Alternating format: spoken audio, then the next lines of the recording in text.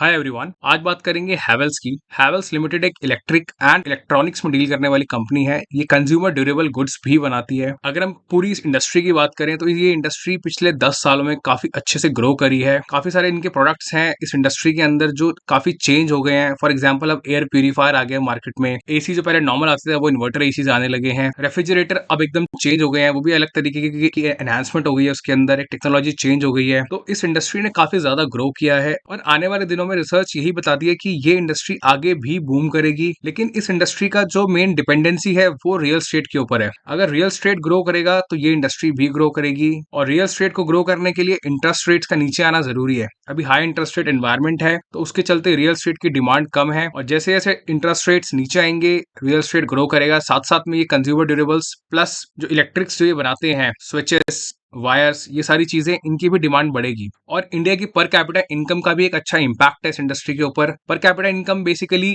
जब लोगों की इनकम इंक्रीज होगी तो लोग अपने लाइफस्टाइल को एनहांस करेंगे। अपने एसी, अपने फ्रिज, जिन भी चीजों के अंदर प्रॉब्लम होगी लोग उसको टाइमली चेंज करेंगे। अदरवाइज ऐसा होता है कि जब इंटरेस्ट रेट हाई होते हैं और लोगों के बिजनेस पे इंपैक्ट होता है, लोगों की सैलरीज पे इंपैक्ट होता है, तो वो जल्दी जल्दी अपने प्रोडक्ट्स को चेंज नहीं करते हैं। उसमें लोग टाइम लेते हैं चेंज करने में कि नहीं ठीक है नेक्स्ट ईयर करा लेंगे, या अभी इसको ठीक करा लेते हैं, रिपेयर करा लेते हैं, चल जाएगा, फिर बाद में ठीक करा लेंगे। इन सब चीजों का एक इंटरडिपेंडेंसी होती है और ये इंडस्ट्री को समझना बहुत जरूरी है किसी भी कंपनी में इन्वेस्ट करने से पहले। तो इसलिए मैंने आपको एक बैकग्राउंड दिया इंडस्ट्री के बारे में, इस कंपनी के बारे में आगे बताने से पहले। अगर हम इस कंपनी के प्रोडक्ट्स के बारे में समझे तो इस कंपनी के प्रोडक्ट्स काफी वाइड हैं। आप देखेंगे ये फैंस में डील करते हैं और वैरायटी के फैंस आपको स्क्रीन पे दिख रहे होंगे। ये हर तरीके का फैन बनाते हैं। अगर आप लाइटनिंग की बात करें तो लाइटनिंग में ट्यूबलाइट से लेकर के एलईडी से लेकर के ये शैंडलर तक बनाते हैं, जो होम आर्ट लाइट जो इनकी कैटेगरी है। आप अप्लायंसेस देखेंगे तो इसमें भी ये सभी तरीके के अप्लायंसेस बनाते हैं। Steam iron, coffee brewing machine, mixer grinder और बाकी सारी चीजें। वाटर हीटर्स भी इनके वैरायटी के हैं। सोलर वाटर हीटर भी हैं इनके पास और बाकी तरीके के वाटर हीटर्स भी हैं। एयर कूलर्स, अब सीजन आ गया है इंडिया में। इंडिया हमेशा काफी एक कंट्री ऐसी है जहाँ पे गर्मी बहुत ज्यादा रहती है साल के 6 महीने में, तो इनकी डिमांड काफी अच्छी रहती है। वाटर प्यूरीफायर काफी ज्यादा ट्रांसफॉर्म हो गया है। पहले नॉर्मल आते थे, फिर यूवी आने लग गया, एल्कलाइन वाटर आने लग गया है। पर्सनल ग्रूमिंग किट है इनकी, मेल फीमेल दोनों कैटेगरी के अंदर। इनकी washing machine, refrigerator, air conditioners है, एलईडी टीवीज है, सोलर पैनल्स है, पंप बनाते हैं, ये वाटर पंप्स बनाते हैं। स्विचेस इनके काफी वैरायटी के आते हैं, अलग अलग कैटेगरी के आते हैं, लो सेगमेंट से लेके अपर सेगमेंट तक। स्विच गियर जो आप देख रहे हैं स्क्रीन पे, ये सर्किट बोर्ड्स हैं इनके। और फ्लेक्सिबल केबल्स बनाते हैं जिसके अंदर ये LAN cable, CCTV cable, speaker cable, हर तरीके की केबल बनाते हैं जो घर में यूज होती है, प्रोफेशनली भी यूज होती है। हर तरीके की केबल्स हैवेल्स बनाता है। तो नेट नेट इनकी जो प्रोडक्ट लाइन है वो काफी ज्यादा वास्ट है। और इनका जो रेवेन्यू, अगर मैं आपको मॉडल दिखाऊं, इनकी मैंने एनुअल जनरल मीटिंग से वो निकाला है, तो आप अगर इस स्लाइड पे नजर डालेंगे, ये इनकी लास्ट ईयर की एनुअल जनरल मीटिंग की है। आप देखेंगे स्विच गियर से जो इनको रेवेन्यू 2021 में जो पूरे साल में आया था 1460 करोड़ का आया था, और इन्होंने लास्ट ईयर इसमें किया था 1786 करोड़। तो नेट नेट यही है कि इनकी जितनी भी कैटेगरीज आप देख रहे हैं, switch gears, cables, lightning, electricals और जो लॉयड जो इनका एक और सब्सिडरी है, ब्रांड है इनका, सब में जो इन्होंने रेवेन्यू किया था नेक्स्ट ईयर इन सब में एक अपलिफ्ट आप देख रहे होंगे। जो इन्होंने पहले रेवेन्यू किया है उन सब में एक इंक्रीज इन सभी कैटेगरीज में आ रहा है। इसका क्लियर मीनिंग ये है इनकी सभी कैटेगरीज ग्रो कर रही है और इस साल के नंबर्स भी इनके बस कुछ ही दिनों में आ जाएंगे। अच्छी बात यह है कि इनका जो पोर्टफोलियो है बहुत ज्यादा कॉन्सेंट्रेटेड नहीं है, इनकी डिपेंडेंसी नहीं है किसी एक सिंगल प्रोडक्ट के ऊपर। काफी डाइवर्सिफाइड इनका एक प्रोडक्ट पोर्टफोलियो है जो एज ए इन्वेस्टर मुझे काफी स्ट्रांग लगता है, क्योंकि इनकी कोई एक कैटेगरी अगर मान लो थोड़ी सी भी वीक होगी तो दूसरी कैटेगरी अगर एनहांस होगी तो कहीं ना कहीं इनके प्रॉफिट आफ्टर टैक्स के अंदर ज्यादा इंपैक्ट नहीं देखने को मिलेगा। और ग्रो तो आपके सामने आप देख ही रहे हैं, सारी कैटेगरीज इनकी कर ही रही हैं। आगे बढ़ते हैं, कंपनी के फाइनेंशियल्स देखते हैं। तो ये कंपनी के फाइनेंशियल्स हैं। कंपनी की मार्केट कैप जो है 75,000 करोड़ की है। स्टॉक पी 71 का है, जो कि काफी ज्यादा लगता है मुझे, एक्सपेंसिव है। हैवेल्स जो है एक तरीके से मार्केट लीडर भी है इस कैटेगरी के अंदर, तो अगर इसका प्रॉफिट आगे आगे इंक्रीज करेगा और इसका स्टॉक प्राइस भी ग्रो करेगा तो ये स्टॉक पी नीचे आ जाएगा। इसका आरओसी 27.6 का है, आरओए 21.4 का है। अगर आप कंपनी के पीएनएल पर नजर डालेंगे तो आप देखेंगे कि कंपनी का जो प्रॉफिट एंड लॉस है, कंपनी के जो रेवेन्यूज हैं वो पिछले 4 साल से अगर मैं देखूं तो ग्रो कर रहे हैं। ये इन्होंने 8,000 करोड़ का रेवेन्यू किया 2018 में, उसके बाद 10,000, 9,000 इनका लास्ट क्वार्टर था, वो इंपैक्टेड था कोविड की वजह से। फिर वापस से 10,000 पे इन्होंने आके रिकवरी ली, फिर 13,000, ऑलमोस्ट 14,000 पे ही आए। और जो इस साल जो इनका ट्रेलिंग नंबर है रेवेन्यू का वो लगभग 16,478 करोड़ के आसपास है, जिसमें काफी अच्छे एक जंप देखने को मिलेगी हमें। और अगर आप इनके प्रॉफिट आफ्टर टैक्स की बात करेंगे तो वो आप देखेंगे कि 2018 से जैसे हमने देखा था तो 661 करोड़ से ग्रो होते होते 1196 करोड़ पे आ गए थे। काफी अच्छा एक ऑलमोस्ट डबल इनके प्रॉफिट्स हो गए थे 4 सालों के अंदर। लेकिन इस साल इनका जो प्रॉफिट जो उम्मीद लगाई जा रही है वो 1166 की है। वो इसीलिए क्योंकि इनके जो मार्जिन है वो इंपैक्टेड दिख रहे हैं। इन्होंने 2021 में 15% का मार्जिन यहाँ पे दिखाया था, था वो गिर करके 10% के आसपास आ गया है।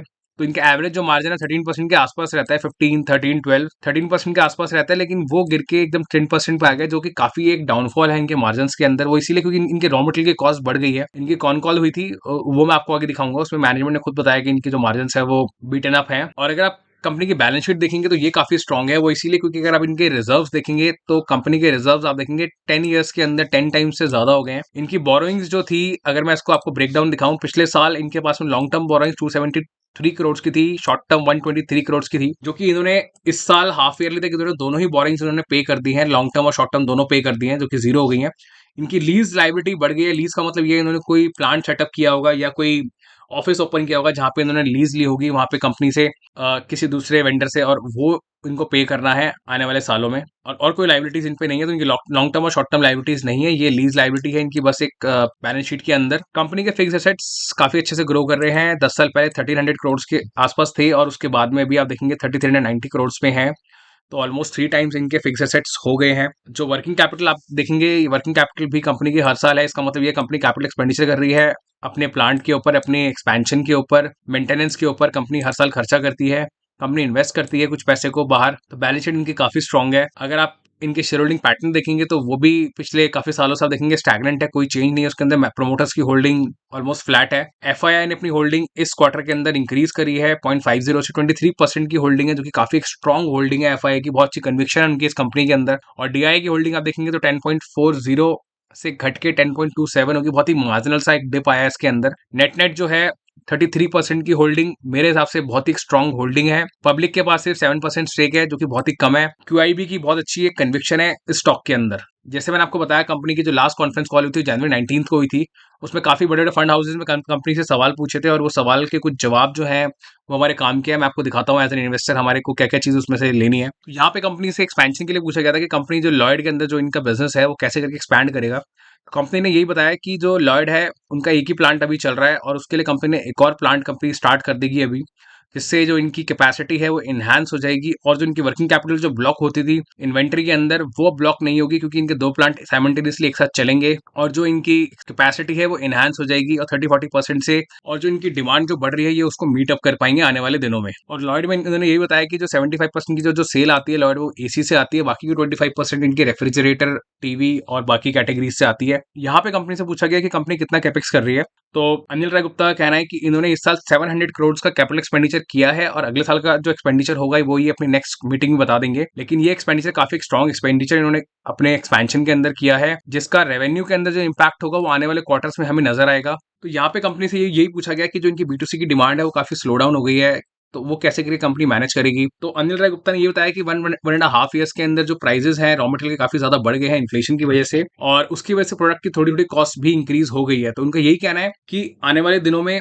जब इन्फ्लेशन थोड़ा सेटल हो जाएगा, प्राइसेस जब सेटल हो जाएंगे, तो धीरे धीरे करके डिमांड वापस से बढ़ने लगेगी, क्योंकि लोग ज्यादा डिले नहीं कर सकते अपने प्रोडक्ट बाइंग को। जैसे मैंने शुरू में बताया आपको कि लोग डिले करते हैं, तो बेसिकली डिमांड वापस से आएगी और धीरे धीरे करके वो मार्केट में इनके प्रोडक्ट्स जो हैं वो दोबारा से ग्रो करने लगेंगे। बट हाँ, जो मेजर इंपैक्ट है वो इन्फ्लेशन है, कंपनी के ऊपर भी और कंज्यूमर्स के ऊपर भी। तो ये इनकी कॉन कॉल की इन्फॉर्मेशन थी, जिसमें से कुछ इंपॉर्टेंट पॉइंट्स है जो मैंने आपके साथ शेयर किए।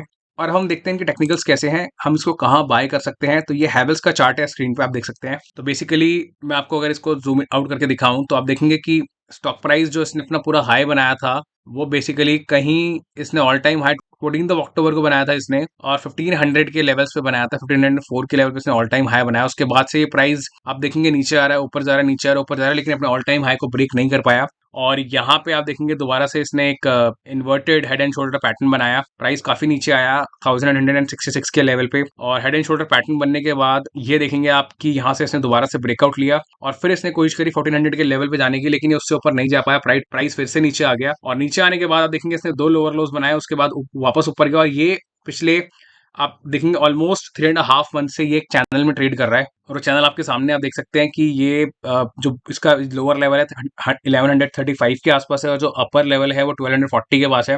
सो बेसिकली ये एक 100 रुपीज की प्राइस रेंज है जिसके अंदर ये मूव कर रहा है ऊपर नीचे।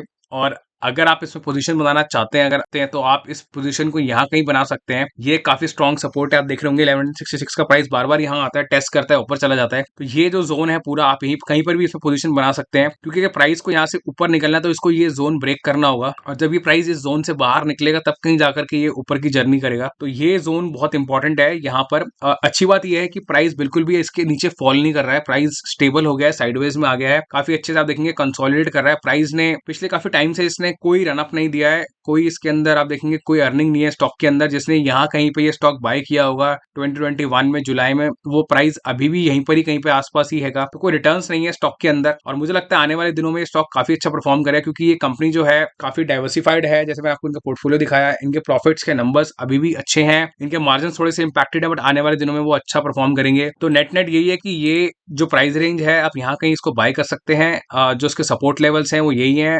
लोअर साइड पे आप देखेंगे तो 1136 का इसका सपोर्ट है, आपको यहाँ मिल जाए प्राइस बाय करने को तो बहुत अच्छा लेवल है। या अगर उससे भी नीचे आ जाए 1100 के आसपास आ जाए तो ये लेवल भी बहुत अच्छा है इसका। 1100 के आसपास जो ये सपोर्ट जोन है ये वाला, यहाँ बाय कर सकते हैं। इससे नीचे प्राइस आएगा मुझे उसकी उम्मीद नहीं है, क्योंकि प्राइस ने कभी भी ये लेवल अपना ब्रेक नहीं किया है। आप देखेंगे जो 1166 का लेवल है, इसके नीचे प्राइस कभी गया नहीं है, तो इसके नीचे बात करना मुझे लगता है कोई सेंस नहीं है। आप यहाँ तक इसको ट्रैक कर सकते हैं। और ये जो रेड लाइन आप देख रहे हैं ये 200 डे मूविंग एवरेज, और ब्लू लाइन जो है 50 डे मूविंग एवरेज की लाइन है। 200 डे मूविंग एवरेज क्लियरली आप देख रहे हैं ये बार बार ऊपर जाता है, इसको टेस्ट करता है और फिर नीचे आता है। तो 200 डे मूविंग एवरेज अगर ब्रेक हुआ इसका आने वाले दिनों में, तो ये प्राइस आपको डेफिनेटली ऊपर जाता दिखेगा। लॉन्ग टर्म के लिए स्टॉक बहुत ही अच्छा है, आप इसको शॉर्ट टर्म में इसमें एंट्री ना लें। शॉर्ट टर्म में अगर आप इसमें पैसा बनाएंगे तो बहुत ज्यादा से ज्यादा 6 महीने में आप 1400 के लेवल तक इसको टच करता हुआ देखेंगे। जब मार्केट में थोड़ी इंप्रूवमेंट होगी, निफ्टी ग्रो करेगा, तब जाके ये सारे स्टॉक साथ साथ ग्रो करेंगे। और ये काफी स्टेबल कंपनी है। इसमें इन्वेस्ट करने का फायदा ये है कि आप काफी रिस्क लेवल जो है बहुत कम है, एकदम लो बीटा कंपनी है, वॉलेटिलिटी बहुत कम है इसके अंदर। तो अच्छी बात ये है कि इस वॉलेटिलिटी कम है और आने वाले दिनों में इसके टारगेट्स काफी अच्छे हैं। प्राइस काफी अच्छा ग्रो करता आपको नजर आएगा। आपने पोजीशन बनानी है नीचे बना सकते हैं। इंडस्ट्री काफी अच्छी है। ये इंडस्ट्री जैसे जैसे पर कैपिटल इनकम ग्रो करेगी ये इंडस्ट्री ग्रो करेगी। अगर आप 5 साल का व्यू लेके चलें स्टॉक में तो मुझे लगता है ये काफी अच्छे रिटर्न्स आपको बना करके देगा। कंपनी बहुत स्ट्रांग है, इनकी कैटेगरीज बहुत स्ट्रांग है। लॉन्ग टर्म पर्सपेक्टिव से ये स्टॉक काफी अच्छा है, आप इसको कंसिडर कर सकते हैं। मेरी तरफ से किसी भी तरह की बाय सेल की रिकमेंडेशन नहीं है। मुझे कैटेगरी काफी अच्छी लगती है क्योंकि कंज्यूमर ड्यूरेबल्स हमेशा मार्केट में बने रहेंगे, ये इंडस्ट्री हमेशा ग्रो करेगी। थोड़े बहुत इसमें हेडविंड्स आएंगे, जैसे अभी हाई इंटरेस्ट रेट है, इन्फ्लेशन हाई है, अभी रॉ मटेरियल कॉस्ट हाई है, लेकिन आने वाले दिनों में धीरे धीरे करके ये इंडस्ट्री वापस से एक पेस गेन करेगी और फिर दोबारा से इसके अंदर आप देखेंगे इस इन प्राइसेस के अंदर बहुत तेजी से आप अपरन देखेंगे। वो अपरन कब आएगा, आने वाले 1 महीने, 2 महीने, 6 महीने, साल भर, उसके बारे में मैं आपको बता नहीं सकता, वो कोई भी आपको नहीं बता पाएगा। लेकिन हाँ, आप अगर पेशेंटली इसमें वेट करेंगे तो ये स्टॉक आपको बहुत ही अच्छे रिटर्न्स बना करके देगा। इस वीडियो के लिए इतना ही। अगर आपको इस वीडियो में कोई भी वैल्यूएबल इन्फॉर्मेशन मिली हो तो प्लीज आप इस वीडियो को जरूर लाइक करें, काफी अप्रिशिएशन मिलेगा अगर आप इसको लाइक करेंगे और मेरे चैनल को सब्सक्राइब करेंगे। मैं आने वाले दिनों में सिमिलर वीडियोस बनाता रहूंगा और स्टॉक्स के ऊपर एनालिसिस वीडियोस, तो आप उन वीडियोस को देखने के लिए आप मेरे चैनल को सब्सक्राइब कर सकते हैं। कोई स्टॉक अगर आप चाहते हैं मैं उस पर वीडियो बनाऊं तो आप प्लीज वो जरूर कमेंट में बताएं। और आप स्टॉक के बारे में क्या आपकी एक व्यूज है स्टॉक को लेकर, लॉन्ग टर्म पर्सपेक्टिव से, शॉर्ट टर्म पर्सपेक्टिव से, आप वो भी कमेंट में जरूर शेयर करें ताकि हमारी ऑडियंस को भी उससे सीखने को मिले। तो इस वीडियो के लिए इतना ही, मिलते हैं नेक्स्ट वीडियो में। Thank you.